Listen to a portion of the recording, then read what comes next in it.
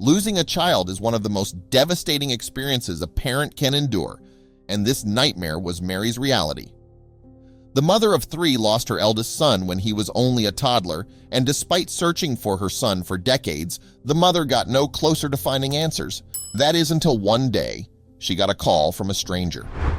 When Mary thought she had reached the end of her will to fight, a tip unexpectedly reached the hands of the police, and this new piece of information catapulted the now elderly woman on a goose chase, which led to her finally reuniting with her long-lost child. Mary's story starts on the West Coast. She is only 18 years old. The young teen fell head over heels in love with Peter, a boy in her neighborhood. And despite being madly in love, the two shared nothing in common. The teen was quiet, shy, and reserved, while Peter was the life of the party and a few years older than Mary. And despite Mary wanting to take things slow, the teen accidentally became pregnant just a few months into their burgeoning relationship. The societal pressure of that time left the lovebirds with only one option: get married and have a child. And while this was absolutely not what the couple had planned for, least of all Mary, who hadn't even gone to college yet, they both knew the right option. Mary wanted to keep the baby and get married, and after much discussion, Peter also agreed. And despite knowing all the pressure this new baby would put on them, the duo decided to get married quickly and prepared to weather the storm together. A few months later, their son Joshua was born, and it was all worth it for Mary. Looking at her son made the past months' stress, anger, and struggle worth it. She fell head over heels in love with her little angel in a way she never thought was possible. It might have come a lot sooner than expected, but this was the life she had always envisioned for herself, and despite all the money troubles, the little family of 3 was making enough to survive. Peter had found a job in the harbor. Thankfully, it paid enough to allow Mary to stay at home and care for young Joshua, but his work also meant that Peter wasn't able to spend quality time at home with either Mary or his child. Through the little free time that Peter did have, he devoted himself to his family, and despite all the obstacles, the next couple of years were spent happy. That is until the family was hit with another surprise. Mary got pregnant again, but this time around, it felt different. While the couple had stayed optimistic and prepared for a challenge the first time around, this pregnancy felt like an obstacle rather than a gift. Peter already struggled to ensure that Joshua was well taken care of financially. He worried that it would be nearly impossible with another mouth to feed, and things just got worse when the couple learned that Mary was expecting twins. But Mary didn't have the same perspective on the situation. Raising Joshua had proved to the mother that Peter and she made a good team and could meet life's unpredictability head-on, and this news felt like something the couple could easily handle. But Peter, the family's breadwinner, disagreed, and nothing would change his mind. Mary even offered to get a job to help raise the babies, but Peter wouldn't hear of it. Instead, her husband had one feasible option: Mary gets an abortion.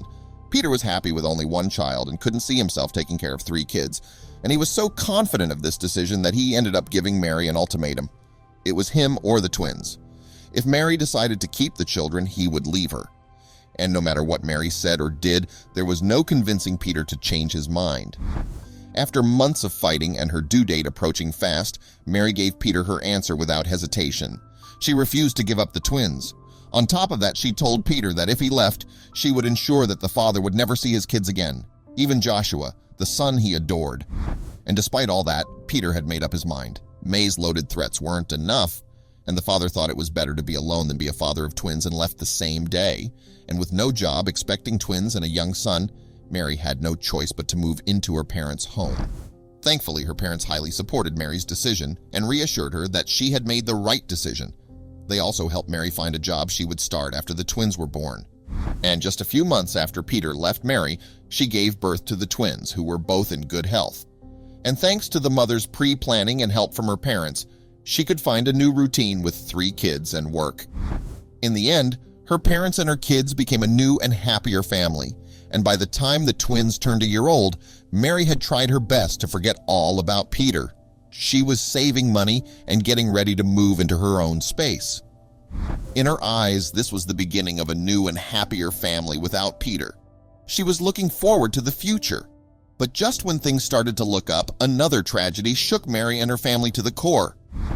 4 days after turning 4, Joshua vanished while playing in the garden. Mary was at work, and her mother was meant to look after the kids, but while she was occupied with the twins, Joshua disappeared without a trace from the front garden. Panicked, Mary's parents searched the neighborhood, finding no trace of him. They promptly contacted the police. The grandparents also called upon friends and family to search for the toddler, as they were confident the young boy had wandered around the neighborhood and would be found soon.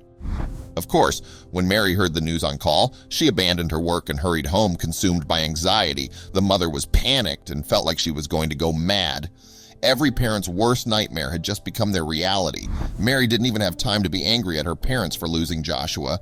The police were already there, and they immediately put every available agent on it and spread a picture of him through the neighborhood. But what was meant to be an easy search and rescue mission turned into a living nightmare. There was no sign of the toddler, and Mary became inconsolable with each passing minute that Joshua wasn't found.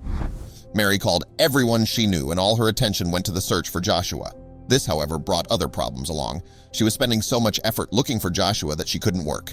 And while her bosses were sympathetic towards the young mother, after months of sick days, they started to get impatient. But Mary didn't care. She would spend her days and nights searching alone for her son and wouldn't sleep or eat. Her condition went from terrible to worse, and she was soon fired from both jobs.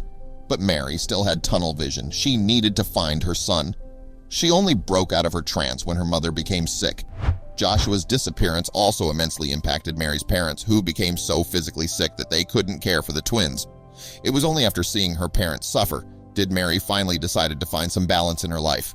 She abandoned her twins entirely in search of Joshua, and finally noticed the young babies were being neglected. So with a heavy heart, Mary decided to step back and let the police handle the search for her son and focus on her two growing twins. Sadly, by the time the mother returned to her senses, she had already been replaced at her old jobs. Her parents also couldn't take responsibility for the twins anymore. Mary's mother blamed herself for what happened to Joshua and didn't want to be alone with the kids anymore since her parents didn't want to take care of the kids and urged Mary to find childcare with no job. The young mother had to find work soon. Which she did. Mary found a good job, but it was in another state. And while once leaving her parents' home might have been an impossible choice, Mary needed a fresh start from the haunting memories of Joshua. It took Mary a few years to settle down in her new job without having her eldest son with her, but soon the mother did it for the sake of her twins. She created a small yet sweet social circle and became an involved mother. And while the pain of losing Joshua never subsided, Mary did learn to cope with it. Soon, the months turned to years, and her twins had become grown-up adults. Both of them moved away for college, and Mary was able to see them get married and have their own families. Mary never got married again and had spent all her energy providing for her kids and being lost in the memory of her son. And now, in her 80s, the mother had all but given up hope of finding her son. That is until she received a call from the police station. The officer on the other line seemed young and excited. He quickly got to the point. A person had called in and said they knew about Joshua's whereabouts and even confessed to taking him, despite having lived without her eldest and spent years trying to console herself. Hearing these words brought Mary back to the day she had lost him. She quickly asked for all the officer's details and was at the station within 5 minutes. And that is when it all started to make sense. Her ex-husband, Peter, had called the police station and claimed responsibility for abducting the young boy from his home. He confessed that he had told Joshua that his mother and siblings had passed away, and it was only now that his son was a grown-up man and kept asking questions about his family did Peter came forward. All Mary could do was listen in horror. The police had initially ruled out Peter as a suspect, even though he was the most obvious choice.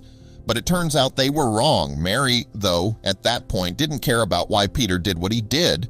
All she wanted to do was reunite with her son, and she did exactly that. Within days, Joshua was told the whole truth, and Mary could spend the rest of her days with her family.